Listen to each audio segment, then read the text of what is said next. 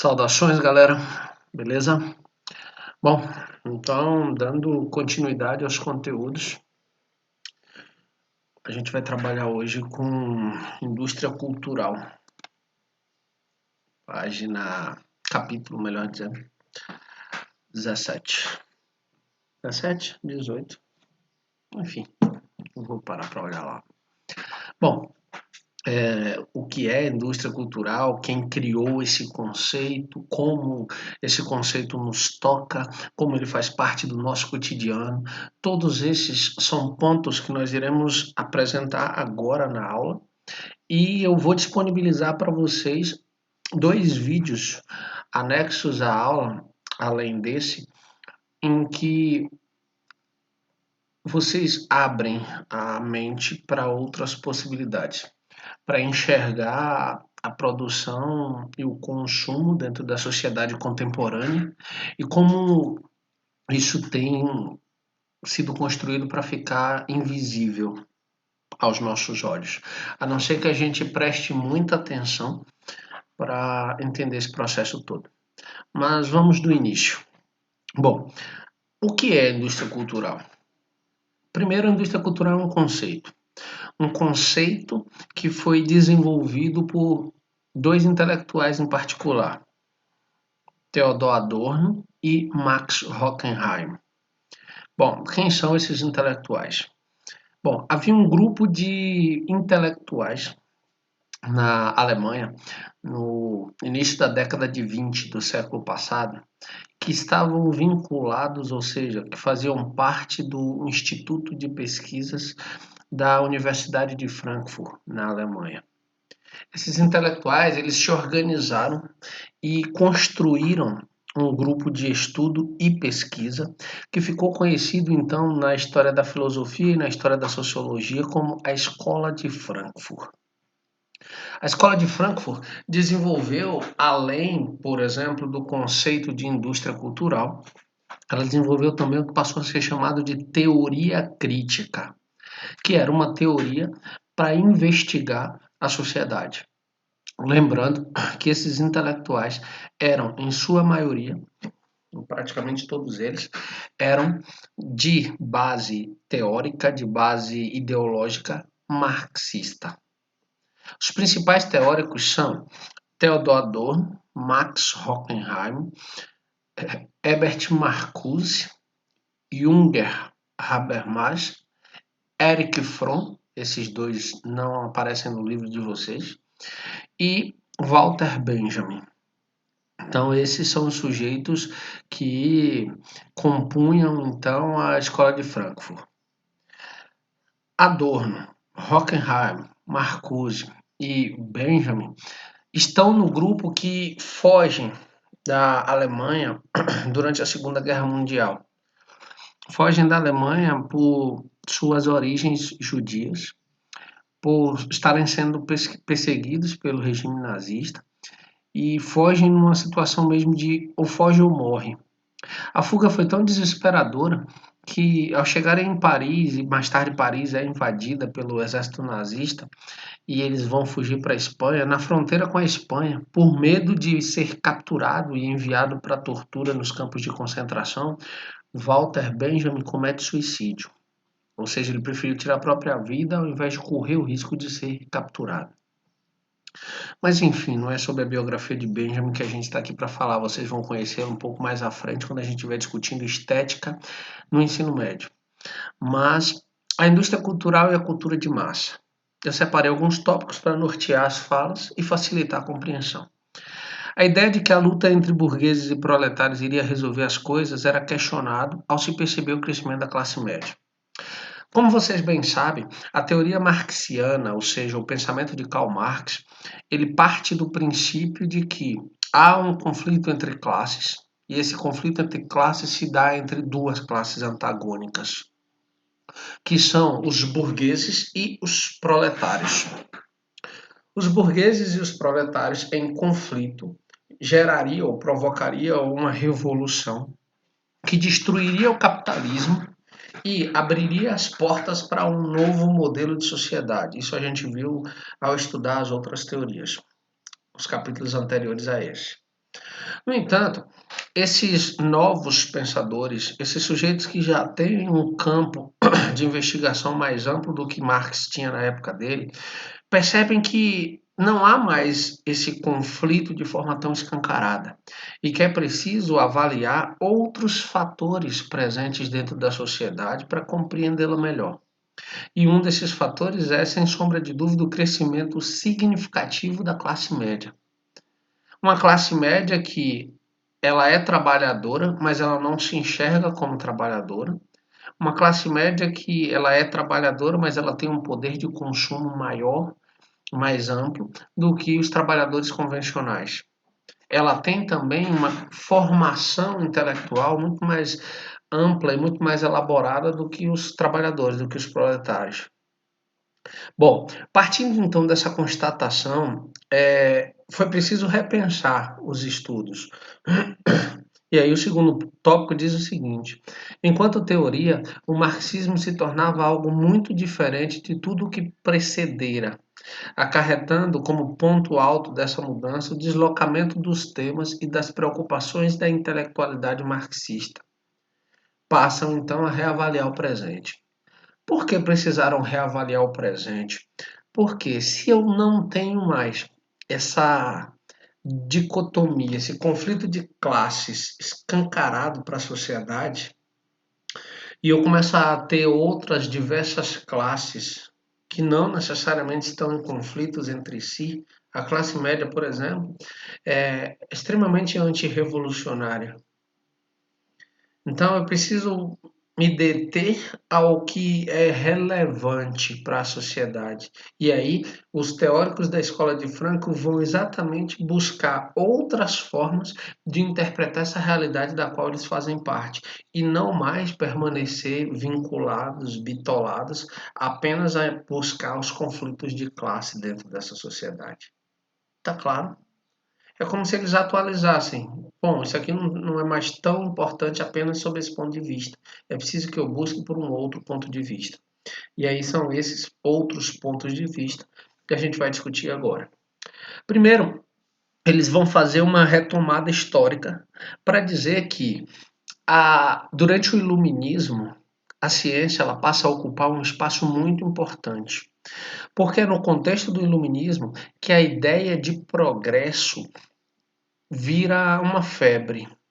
A gente passa a depositar no progresso e no conhecimento todas as esperanças de um futuro melhor. Não à toa, a gente passa então a investir cada vez mais na ciência, para que a ciência ofereça os meios necessários para nós, seres humanos, governarmos, administrarmos e usarmos como matéria-prima a natureza, em todas as suas potencialidades, a partir do uso dessa natureza para tornar nossa vida mais fácil. Então, eu vou usar um exemplo prático para vocês pensarem. O que a ciência fez para um morador de uma cidade quente, em termos de conforto? Ela criou a capacidade dele criar um microclima dentro de uma sala. Um microclima que vai depender do desejo dele de estar num ambiente extremamente frio, sei lá, 16 graus, ou no ambiente com a temperatura ambiente, ao desligar o ar-condicionado. Perceba, eu citei um exemplo muito simples, para que vocês entendam que a ciência tem como objetivo principal facilitar a vida humana. Um outro exemplo, para a gente ficar em dois, é o controle remoto. Eu me lembro da minha infância quando se precisasse trocar de canal, a gente tinha o quê? 3 canais? Manchete, Globo e Band era o que pegava, um bombril na ponta da antena da televisão. Se eu quisesse trocar de canal, eu tinha que levantar, ir até a televisão, girar uma alavancazinha que tinha na frente da televisão preta e branca para trocar de canal. Voltar e sentar no sofá para assistir. Com a invenção do controle remoto, eu não preciso mais me deslocar para a televisão. Eu troco sentado no conforto do meu sofá. E com o aumento dos canais de televisão, eu não preciso mais permanecer assistindo aos intervalos, quando der intervalo na programação que eu estou assistindo, o controle remoto me permite trocar de canal para assistir uma outra coisa que me interesse. Eu estou falando de coisas básicas para vocês pensarem o papel da ciência. Mas os frankfurtianos, eles identificam nessa supervalorização da ciência o surgimento do que eles chamam de uma razão instrumental, ou seja, uma razão que instrumentaliza o sujeito para que ele realize algo.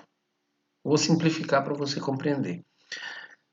Um pedreiro precisa conhecer quais são as etapas de uma construção da casa, para que ele consiga executar um projeto de uma casa. O que é que esse pedreiro tem em termos de conhecimento?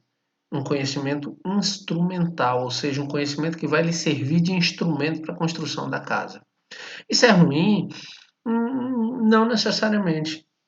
Numa sociedade técnica, isso é muito positivo.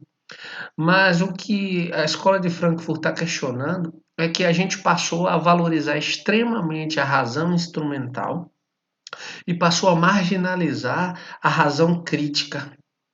E é a razão crítica que nos coloca diante dos dilemas postos pela razão instrumental.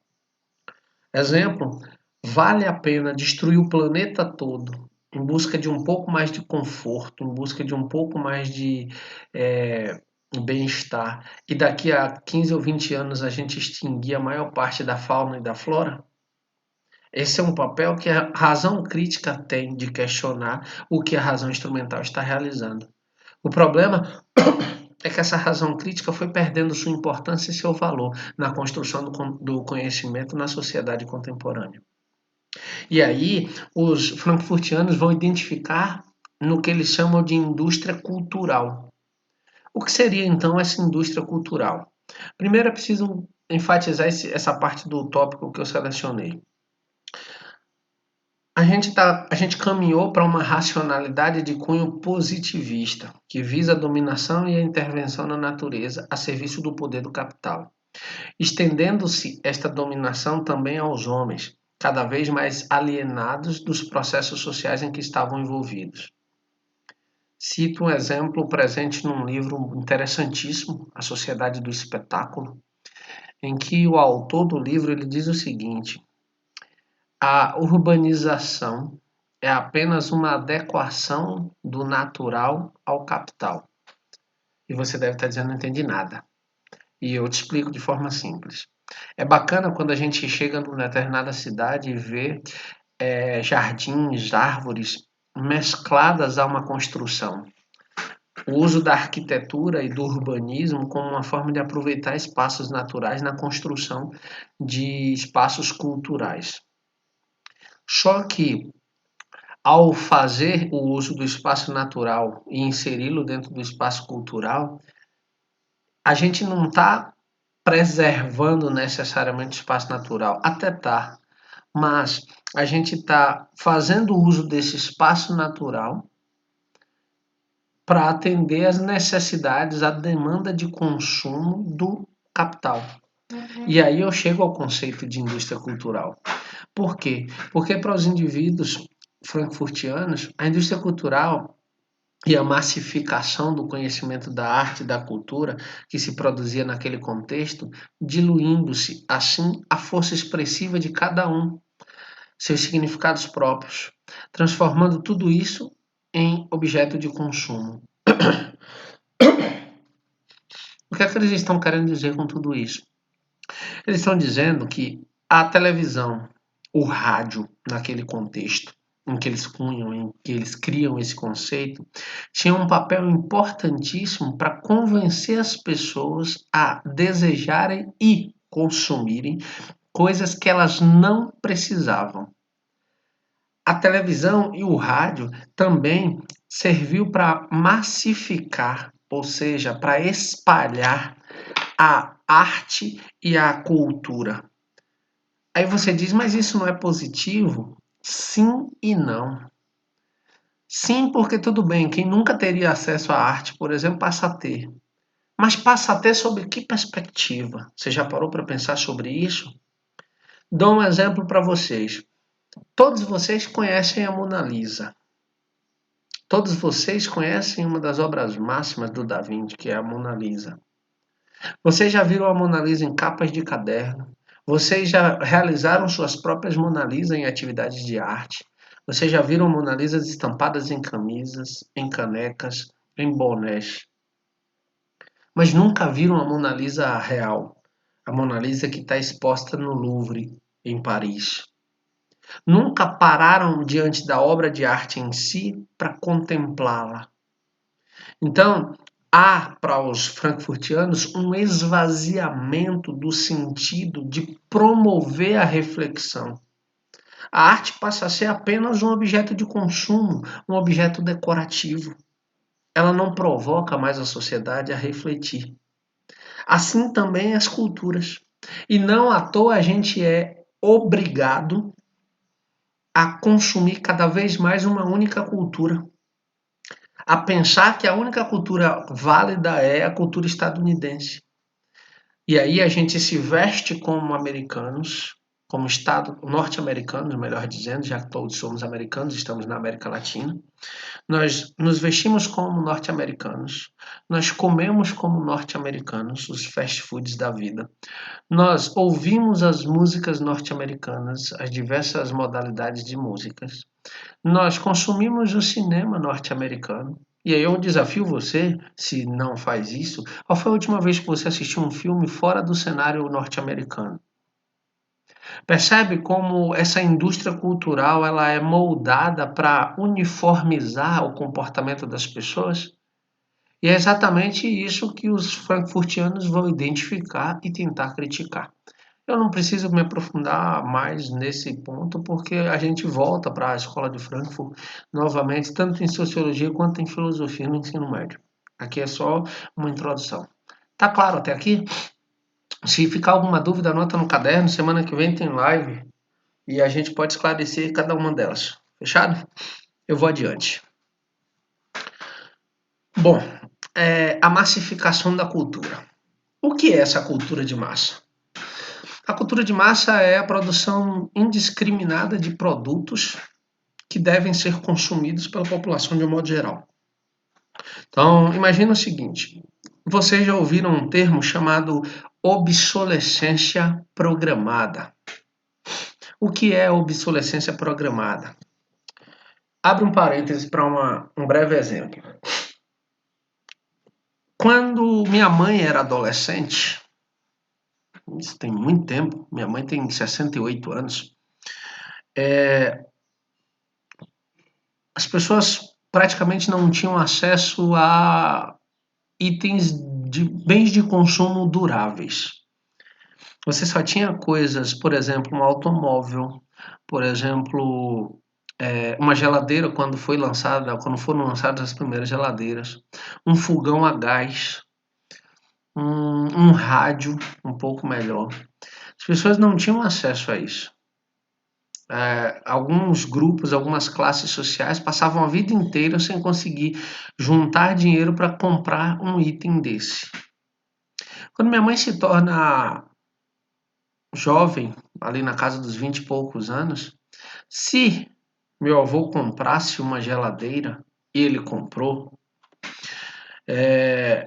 essa geladeira iria durar o suficiente para que quando meus avós maternos morressem, a geladeira ainda permanecesse como um bem de família, servindo a minha mãe, que era filha única, que é filha única.